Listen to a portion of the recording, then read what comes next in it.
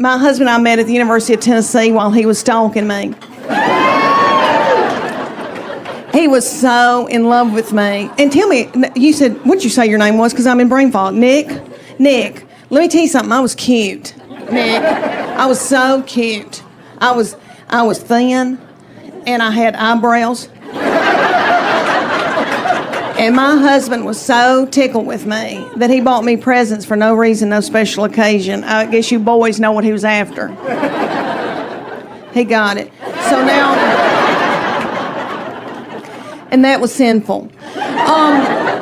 It was the 80s. So I had a bunch of kids by him and married him, had a bunch of kids, and then now, Lord, we've been married, it'll be 28 years in April.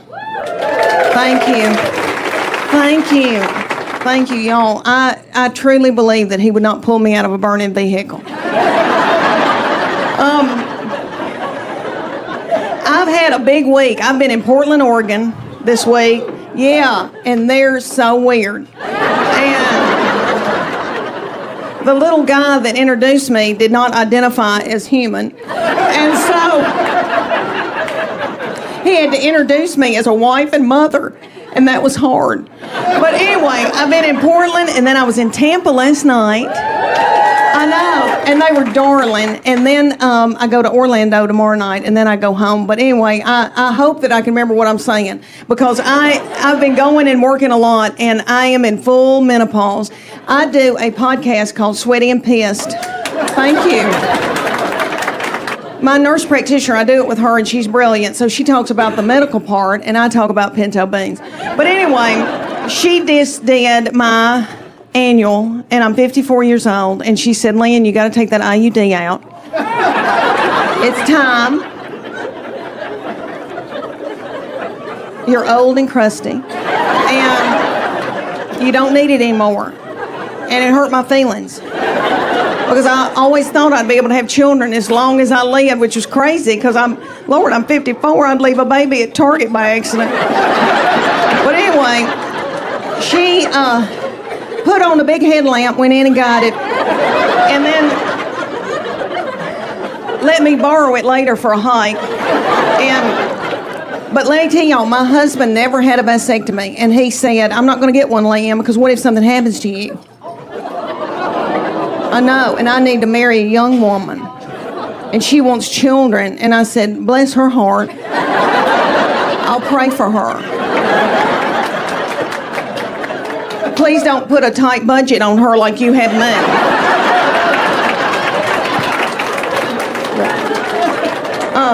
Okay. My husband and I are empty nesters. These children walked off and left me with their daddy, and he is so not fun. Because he's got to make a living. He's got to make a living, and all that money going out. Everybody's getting their eyebrows waxed and stuff like that. So, and you know, kids walk out of a room, they don't turn the lights out when they leave, and that makes a man a butthole. But it's just me and him, and we've got 2 beagles that we are in love with, and we just sit and kiss them in the mouth, and because we miss these kids so bad. And we let them sleep in the bed with us, these dogs. And they're nasty.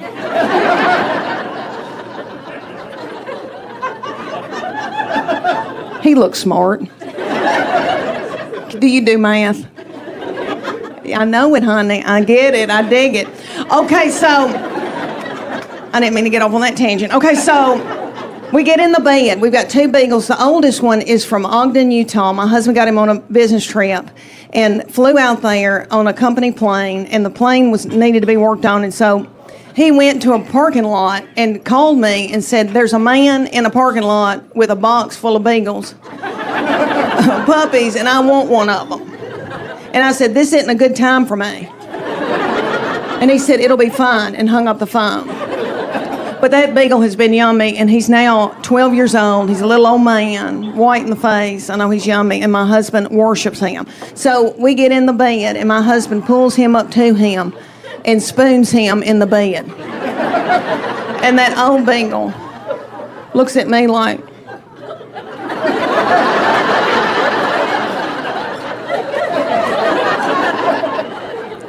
I don't want him.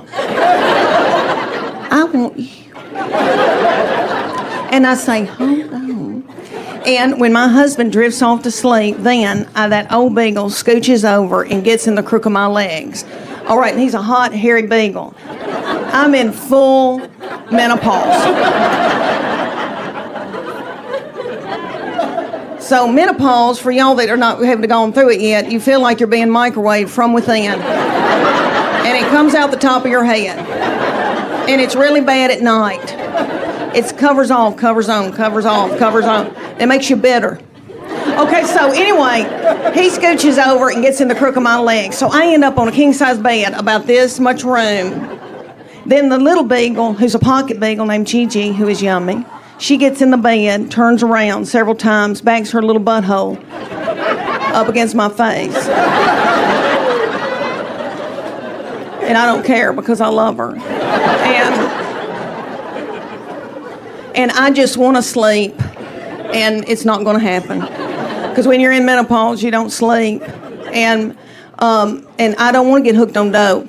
So I take melatonin, passion flower, GABA, L-theanine, valerian root, and pray to the dear Lord that I can fall asleep. And just when I get in a deep REM, my husband, about 2 o'clock in the morning, I don't know what happens, but he jostles awake, reaches over, and grabs one of my breasts.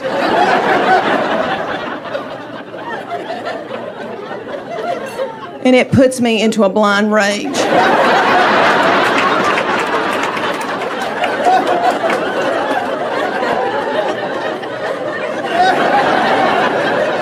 I know you boys need that.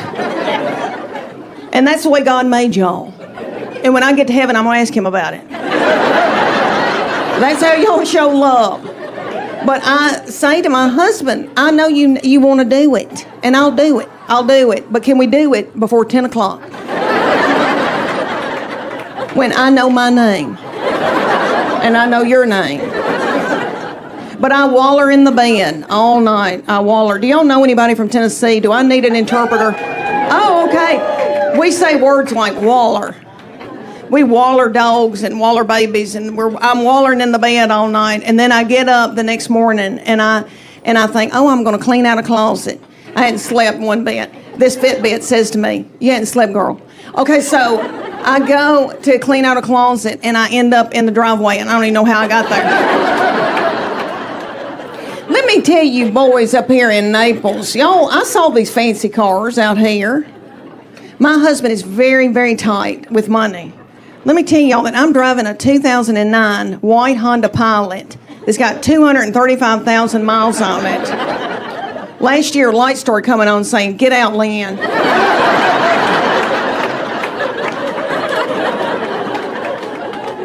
My husband drives a Tahoe, and the T and A is gone.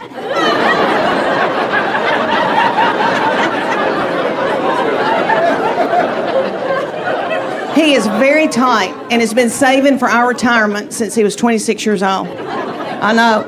I hope I can live to enjoy it. But he doesn't like to spend money. So anyway, I need to get a new car, and I've been looking out here in this parking lot. If God forbid something happened to him, I'd go on Weight Watchers and come down here.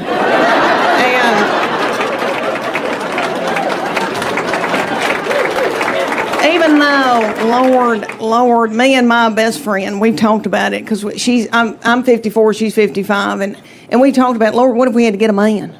What if we had to get out here and date? I mean, it would cost me $1,000 just for the grooming. I've got something wrong with this toe. Toenail. I need to be on Lamisil. It's thick. Oh, if I had to get out here. She loves her husband, but she said, oh, well, if I had to, I guess I could show somebody my left breast. She said, it looks okay. Oh, y'all, all right, let me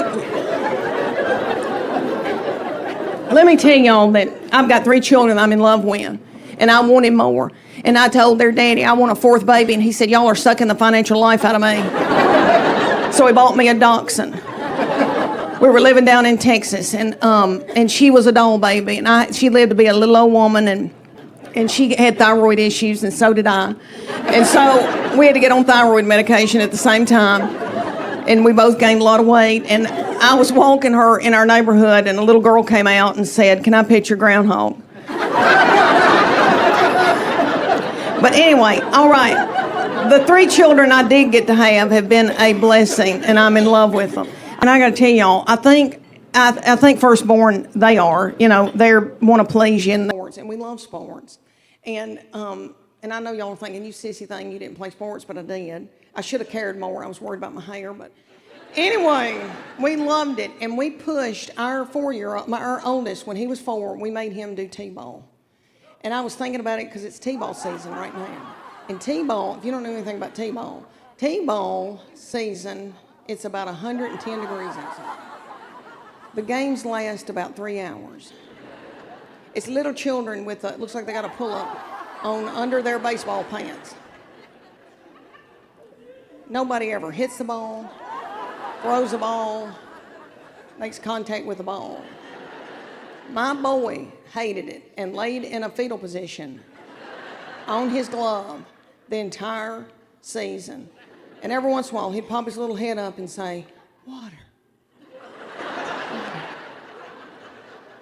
And my middle child was about 2.5 at the time, and I said, "Please take your brother bottled water out there to the field." And she was 2.5. She had her crown and her wand and her tutu and her pink prostitute shoes from Walmart on. And she went running out to the field and stopped and got a glazed look over her eyes, pulled her panties to the side, and pooped in the T-ball field.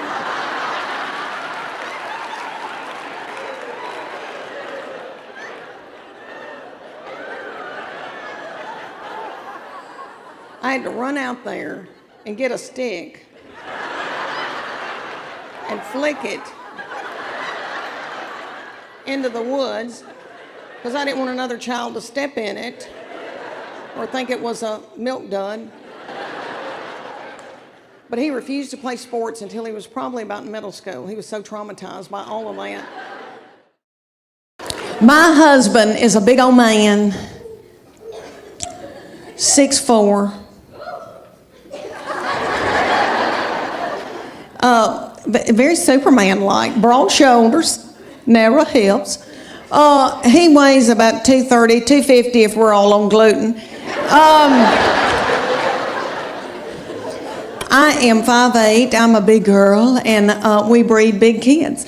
So we had all these beautiful tall children, and my girls ended up playing volleyball and travel volleyball all over the United States, but they grew to be 5'8" and 5'9". We thought they were going to be taller. They wanted to be 6 feet so badly, and I finally said, do you really want to go into the transgender store and get your shoes?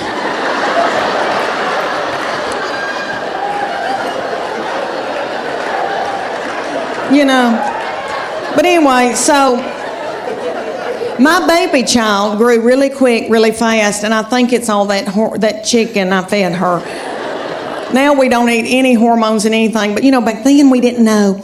So anyway, she grew really quick, really fast, and in elementary she was about 5'5", 5'6", and so she was taller than all the little children, and the principal and all the teachers. And she hated it, was so self-conscious. But the good news is, very athletic, very strong. And so all these teams around East Tennessee would call me and ask me, can she play goalkeeper for me in soccer? I'll buy her an iPhone. I'm not kidding. Could she play basketball for me? Because you just didn't see girls that tall and that strong and at that age. And I felt like LeBron James' mama. Is that him? LeBron James, little mama. And I lived through her, and I made her do all of that, and she hated it. She hated it. And so one day she came to us and she goes, I'm sick of all this and I'm not doing it anymore. She said, I want to cheer. I said, well, baby, we're big people, and